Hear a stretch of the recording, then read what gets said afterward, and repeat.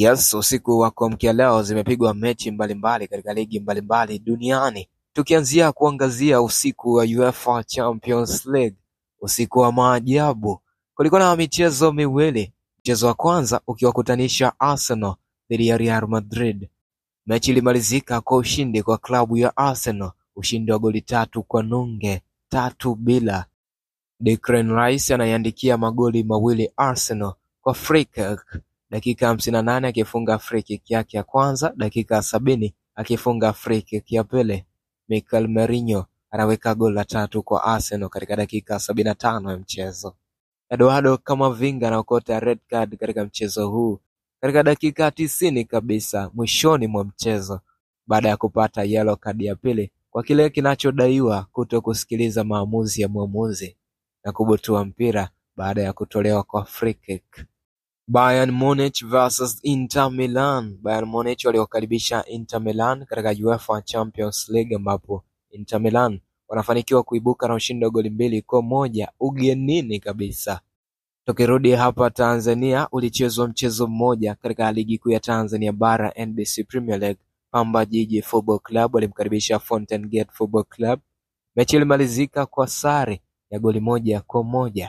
Katika kombe la mabingwa barani Afrika CAF Champions League, hatua ya robo finali ya pili, kulikuwa na michezo mitatu. Mchezo wa kwanza, Al Hilal Omdurman ya nchini Sudan wakimkaribisha Al Ahly Sports Club kutoka nchini Misri.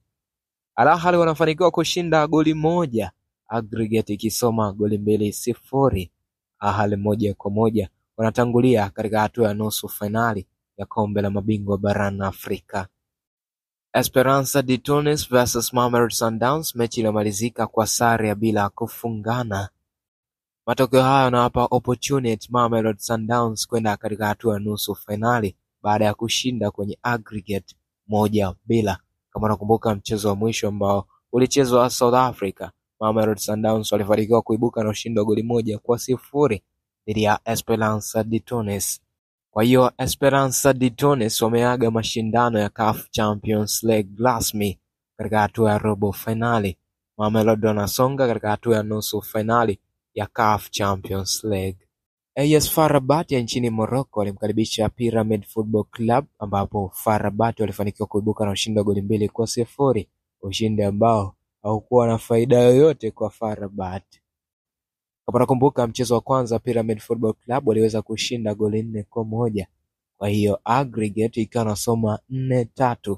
Pyramid wanafuzu kwenda katika hatua ya nusu finali ya kombe la mabingwa barani Afrika, huku FAR Rabat wakitolewa katika mashindano haya. Hizo ndizo big matches ambazo zimepigwa katika usiku wa kuamkia leo kwenye ligi mbalimbali duniani. Ni mchezo gani ambao ulikufurahisha zaidi katika usiku wa kuamkia leo? Drop your comment hapo kwenye comment. Hapa ni Super 12 ya Dino Television. Endelea kutufollow kwa taarifa nyingi zaidi za kimichezo.